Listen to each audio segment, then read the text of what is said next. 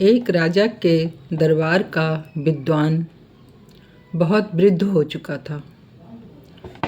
राजा ने सोचा, अब वृद्ध विद्वान को विश्राम की आवश्यकता है, अतः मुझे कोई नया विद्वान चुनना चाहिए।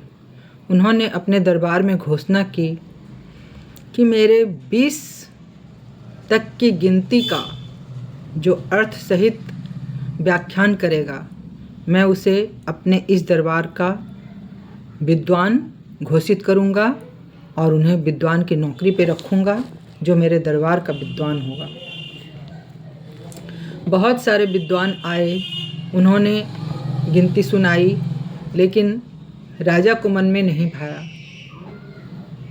अंत में एक सैनिक जो हमेशा राजा की सेवा में रहा करता था और उस दरबार में उपस्थित रहता था, उन्होंने राजा जी से प्रार्थना की, राजा जी, अगर माफ़ी मिले तो मैं एक बात का निवेदन करूं। राजा जी ने कहा, बिल्कुल करो। उन्होंने कहा, मैं आपको 1 से 20 तक की गिनती सुना सकता हूं।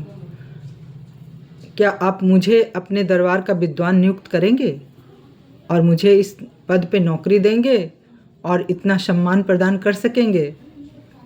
राजा ने उसकी बात बड़े धैर्य से सुनी और कहा कि अगर तुम इस काबिल हो कि तुम सबसे पहले मेरे 1 से 20 तक की गिनती को मेरे अनुसार सुना सको और उसके बाद मैं ये निर्णय ले लूँगा कि तुम विद्वान हो, तब मैं तुम्हें अवश्य विद्वान की नौकरी दूंगा और उसका सिंहासन प्रदान करूंगा। मुझे इससे कोई मतलब नहीं है कि आज तुम मेरे सैनिक हो या जो भी हो। सैनिक ने प्रारंभ किया। एक भगवान, 2 पक्ष, शुक्ल और कृष्ण, 3 लोक, आकाश पाताल और स्वर्ग, 4 युग, 7 द्वापर योगा, 4 युग, सत्य, द्वापर, त्रेता युग, कलियुग, 5 पांडव, 6 शास्त्र, 7 बार, 8 खंड, 9 ग्रह, 10 दिशाएं, 11 रुद्र, 12 महीने, 13 रत्न, 14 विद्याएं, 15 तिथियां, 16 श्राद्ध, 17 वनस्पतियां, 18 पुराण, 19 स्त्री और 20 पुरुष।